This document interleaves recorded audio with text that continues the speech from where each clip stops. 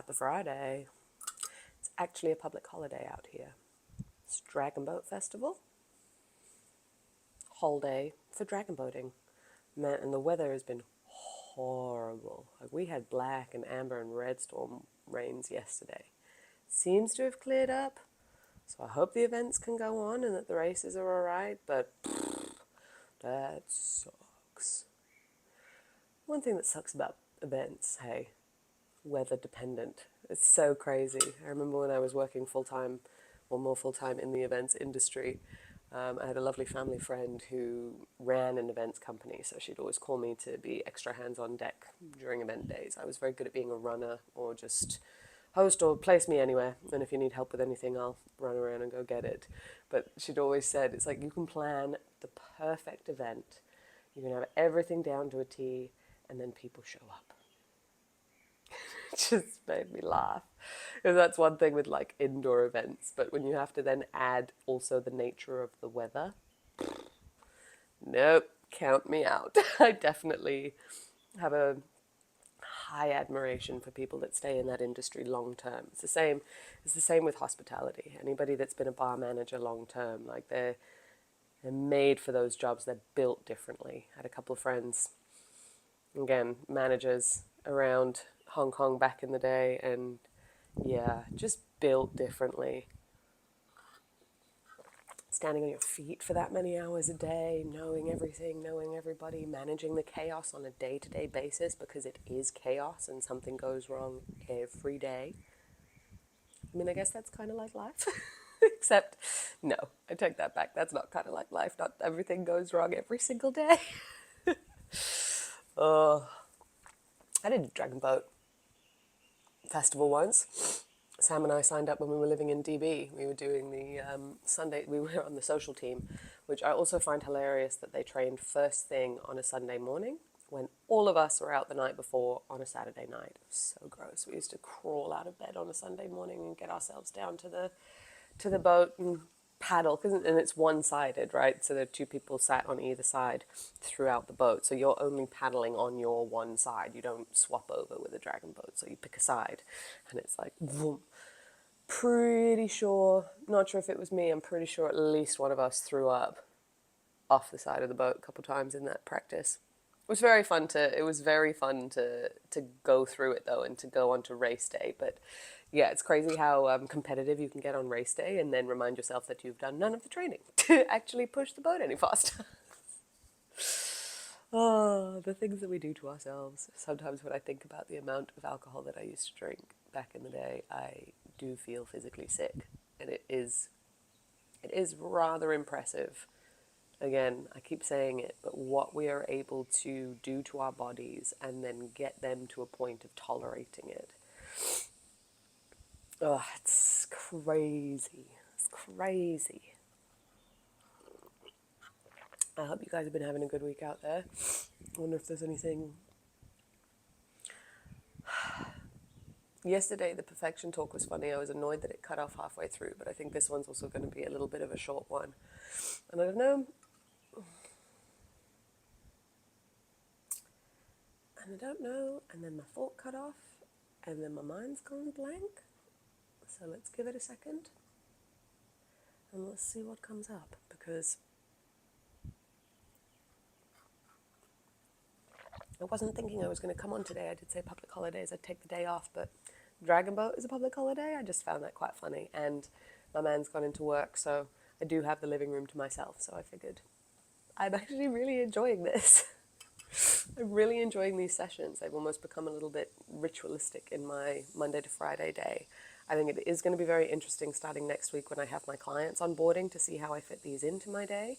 Maybe the location's going to start maneuvering around, whether I do it in the back room or I'd love to eventually start doing it on the roof in the mornings when we have some sunshine and not all the rain. That'll be fun. And I guess over time, eventually this spot is going to change because we'll be moving countries and, relocating. I think it's, I can't believe we're at the end of June.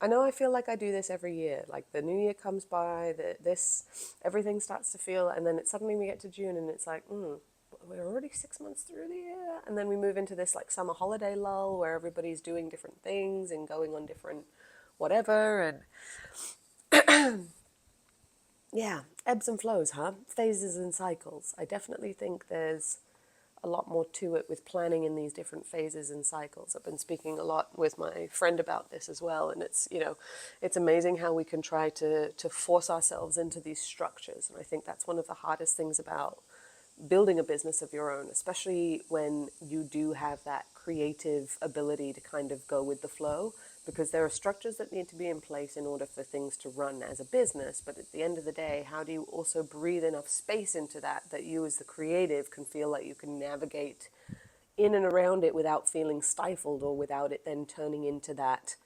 workhorse overlook, like, you know what I mean? Like, it's a fine line, hey?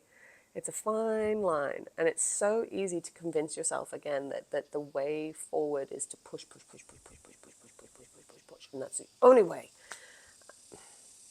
And again, there are times for that, and there are times for being able to let off the reins. But I think when you go into it with a default of, I have to grind myself down to the bones in order to make anything happen, it's like that mentality is harder to get out of than a lot of other stuff. It's funny now. I'm looking, not looking, not looking back, but I guess again, yeah, you've got to kind of look a bit back, look a bit forward. I'm definitely disconnecting a lot more with the back though, because we've been ruminating there for a while. We've been pulling the stories, we've been finding the reasons why, we've been doing all of this, we've been, you know, building the journey, and it's been amazing work to like sit in that, and also, I guess, see my story, see my through line, figure out like where I was at mentally with all of everything in terms of shifting and pivots. And I don't know, I think so much happens that it's just not within our control. And it's just, how do we then stay calm and stay centered and enjoy wherever we're going, if that makes sense. That might not make sense to you. It might. It might make sense to a lot of you.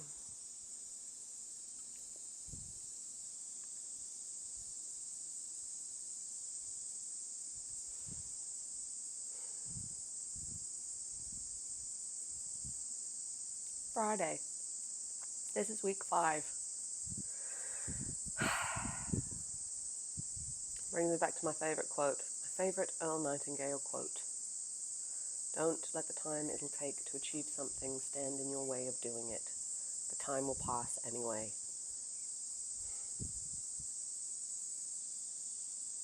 The time will pass anyway. I think that was such a big mental hurdle I had to get over in the start. I don't know what the deal is with like committing to 8-week blocks or 6-week blocks or 3-month blocks of things. And I think coming back and bringing my training more back into the forefront again, with having done high rocks and now having this little knee injury, getting back on the gym floor, it's like the next 6 weeks are going to unfold, whether you like it or not. What are you doing to prepare yourself for then the next 6 weeks that will unfold after that? And that's not to say that you have to kill yourself at every, step, but it's, these 6 weeks are going to pass. These next few weeks are going to pass. This week is going to pass. The sun will rise and fall every day, whether you decide to take part or not. So where are you spending your energy? Where are you spending your time? Where is your mind wandering? And again, this is very difficult to get out of when you're already full up to the top. And it feels very counterintuitive when you're full up to the top to rest, to, stop. Because usually that's where you feel like you're holding it all together, right on the edge. And usually in that spot, you also don't necessarily want to be where you want to be. And the way to get out of it, you tend to think, is by like having to sprint or to do more or to... It's amazing how we've managed to not demonize, but just tweak what we actually pay attention to. And it really is that I bob and you weave, I ebb and you flow. Whatever is being said in mainstream, take a second to kind of go, hang on a minute, maybe the opposite is true. because usually if they've managed to make something mainstream or monetize it, it's not actually the thing that's being done. It's usually the pretending of the thing that's being done, or the talking about the thing that's being done, or then we bring in something to do a lot more of the not doing of the thing that we're actually supposed to be doing in order to just feel like we're planning. It's getting that stuck in that planning phase again, or again, going back into introspection, which is great every so often, but at the end of the day, that's not always helping you move forward. Sometimes it is, depending on the type of introspection you are doing, but a lot of the time, I know I found with this personal brand journey, there's been these weird cycles of shame and guilt that have creeped up over the years with being in some of these different communities and working with so many different mentors, and then turning around and being like, okay, well, if I'm so clever, why haven't you gotten yourself out of where you wanted to go? But at the same time, every time I sit down and try and force a project just for the money or just for the income, it self-implodes. So I know that's not what pulls me. And this is where I've had to then, remind myself that my bread and butter with my agency work, and now stepping back on the gym floor to build up that buffer so I can actually invest in my own box and invest in the journey that is now unfolding, that I've, come to realize is the one that I want to pursue. It's very different, but that's taken a long time to get there. And I think it's very easy to put so much pressure on yourself to earn an income with your creations. And sometimes at the beginning that stifles it a lot. I'm not saying that's for everybody. And, at the end of the day, if you are so forth inclined as to be able to go, I let go, I drop, I move, and earn and earn and earn, because that's it. At the end of the day, it's value. What do you realize is your own value? I think now I'm coming to the point where I've realized that because it is a game, I don't have to take it so seriously. I'm able to have a bit more fun with this, and I'm able to create some, littler things that I think would be helpful or would be useful just to test this whole system of, again, creation, putting out an offer, testing it, having people actually use it, go through that process, ask, invite. Like this is the last part of all of it, isn't it? It's the sales within the work. It's the invitation within the work. It's the knowing your value and then being okay with being seen to be doing it, so that you are able to be reaching the people that you can help. Oh, the sun's come out. I do hope the Dragon Boat days are good today. I hope all the venues are all right and that this weather holds off. That would be really nice for everyone today. I know it sucks when you do those team races and then weather cancels it. Like, that's a lot of organization and a lot of stuff. Oh, my heart goes out to event organizers when the weather's like this. They must have been having an absolute nightmare last night and checking everything first thing this morning.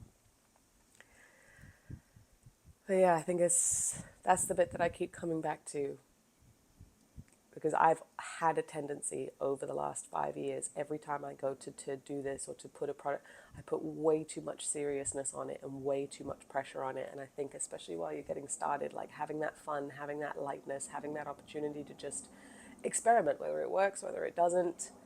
And that's the hard thing. Sometimes a lot of people come into this work, and I know myself included, with a lot of desperation for it to needing to be working. And again, that's where that push-pull happens. And if you're not believing it in your body, which usually you're not because you're in a state of trying to escape, and for some reason you still haven't, again, some people can, you've seen it, 30 days, they make their millions, 6 months, they make their millions, so, but just because you haven't done that doesn't mean that there's something wrong with you. It means you haven't aligned your 8-ball shot and you haven't sunk it yet, and that's it. And I think it's the letting go of the fear, letting go of the shame, letting go of the guilt in building what you're building. Because if it comes with all that baggage, so much of it is destined to fail from the beginning. And that's that annoying self-fulfilling prophecy where you then get to tell yourself, I told you so, it wouldn't work. And it's like, no, you didn't come into this assuming it would work. I think one of the best things my friend could have given to me ever was the doubt bucket. For one, she said to me on multiple occasions, especially when I'm being mean to myself, don't be mean to my friend. So I've had to work with that, with my inner voice, to stop being mean to me. And again, and it has quieted. Quietened. it has become quiet. Silent? Actually, it has definitely stopped. Definitely shut up. Like before, it was an almost an immediate, who do you think you are? Or why would anybody do this with you? Or what makes you think you, like, every time. Any idea. Beautiful, lovely, innocent ideas. What makes you think? Shut it down. Shut it down. And it's hard. Like, it's a lot. But you get to untrain that, and it does get quieter, especially if you find amazing friends. It helps when you build friendships and people that you can be yourself around, because you realize that more people want you as you. So that helps. But the biggest thing was the doubt bucket. Every single time there's doubt, doubt bucket, doubt bucket. Couldn't go there. It doesn't need to. It doesn't need to be here. We'll figure out what we do on the other side, but we don't need to start it off with doubt. And I think that's the biggest thing when it comes to all of this, because we are such incredible creators of our own reality, and this plane is so malleable and it's quick. It is quick, but it's scary when it starts to go quick. So it's how cool, calm, and collected can you stay with zero ability to doubt what it is you're stepping on until such time that you need to adjust. Because that's the thing, right? Like when you have a thought or when you have an idea, it can go one of two ways. And usually there's like a positive and negative. And why? Why do we always tend to the negative? Well, I know why. It's because we've been trained a lot. That's all we get in the news. So we believe that more than we believe the positive stuff. It's like, oh no, that only happens once in a blue moon. It's like, no. Good things are happening all the time for good people.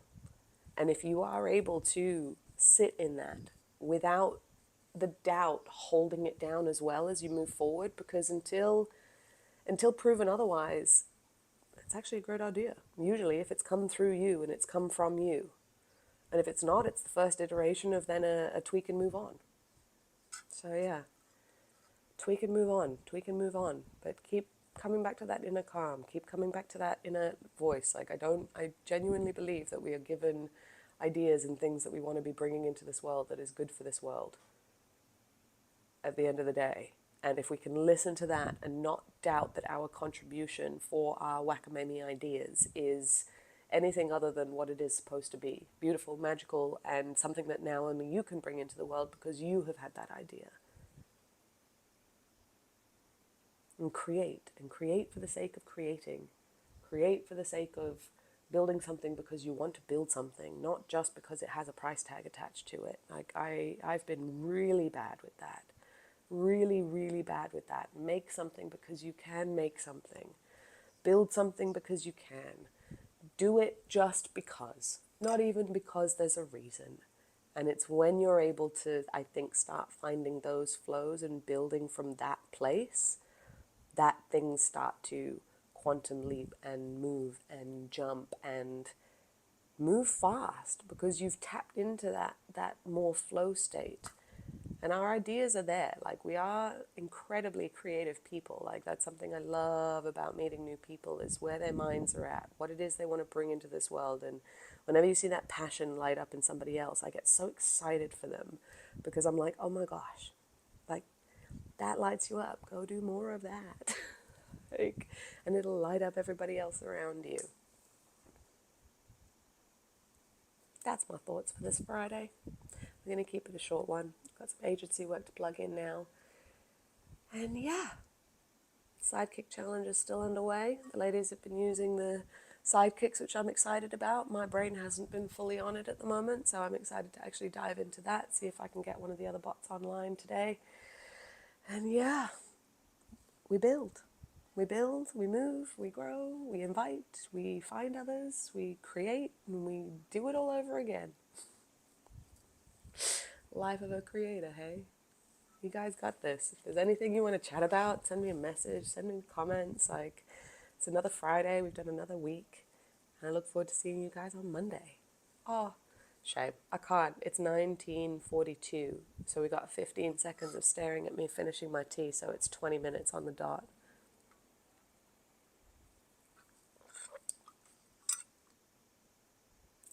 5, 4, 3,